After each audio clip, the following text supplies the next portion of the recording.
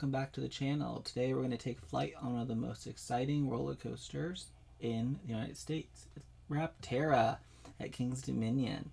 Debuting in 2025, Rapterra is the world's tallest and longest launched winged coaster, built by the legendary Swiss manufacturer B&M, known for their incredibly smooth and high-quality engineered rides and roller coasters. B&M has created some of the greatest roller coasters in the world. Rapterra continues in that tradition. A powerful, high-speed experience designed to simulate flight of a powerful bird of prey. The ride is themed around the legendary jungle hawk, and the story begins long before the riders even step foot into the train. According to the attraction's backstory, centuries ago, ancient leaders built a sacred shrine dedicated to the mighty jungle hawk. Those who enter the temple were believed to become spiritually connected to the bird, temporarily gaining its strength, speed, and ability to soar through the skies. The temple was built at the base of a volcano known as Mount Inferno. Unfortunately, that decision would not end well. Over time, the unstable volcanic ground collapsed, burying the shrine beneath massive layers of volcanic rock. The Jungle Hawk Temple disappeared from the world and was lost for centuries. Recently, archaeologists uncovered the site which was buried, and they rediscovered the ruins of the shrine. But according to the legend, the spirit of the Jungle Hawk never left. Instead, its ferocious energy still remains at the site, and riders that are brave enough to enter the temple are launched into the sky with the power of the legendary bird itself. And that theme of flight is exactly what the ride delivers. Rapterra is a wing coaster, meaning the riders are sat on either side of the track, with nothing above or below them. This design creates the sensation of flight because you are extended outward from the track instead of sitting directly on top of it or under it. As you enter the station, you'll see the wing coaster's trains. Each train seats 4 across, 2 on each side of the track, with the open air surrounding you. Once the restraints lock, the train rolls out of the station, and the experience almost begins immediately. Instead of a traditional lift hill, Rapterra uses a powerful launch system that propels the train forward at a high speed. In just seconds, riders are accelerated into the course, simulating the explosive takeoff of the bird launching into flight. The ride quickly reaches its top speed of 65 miles per hour, and with the wing seating, that speed feels even faster, since there's nothing blocking the wind rushing past your face. As the train charges forward, the layout begins to unfold with sweeping maneuvers and dramatic elements that twist and dive through the air. The ride climbs to an elevation of 145 feet, giving the rider a brief moment to take in the view before plunging back down into the next sequence of elements and inversions. Because your seat sits off the side of the track, every movement feels amplified, and when the train banks, it feels like you're going to glide across the sky, and when it twists, it feels like as if you are rolling through the air, like a bird changing direction mid-flight.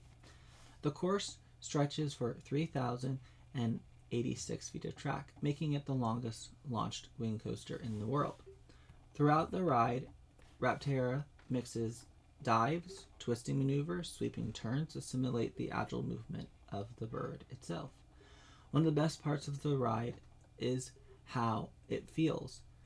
This is now to talk about the new B&Ms. So B&Ms are traditionally known to be pretty smooth coasters. And these new B&Ms, as of lately, have been a little rough. It's not uncomfortable. It's definitely more noticeable on the wing coasters because you bounce a little bit. But it's nothing like the roughness of a wood coaster. And honestly, Rapterra is really not that bad compared to the other ones that are out there. Another highlight of winged coasters is going to be the sense of exposure. Because the rider sits on the wings of the train, there's nothing besides you except for open space. This makes every drop, twist, and turn feel more dramatic than it would on a traditional roller coaster. outer seats especially provide an unforgettable experience since they swing the farthest during turns and inversions. Despite the ride's intensity, it is accessible to a wide range of guests. The riders must be 48 inches tall to ride, meaning that younger thrill seekers can experience the ride alongside seasoned coaster fans.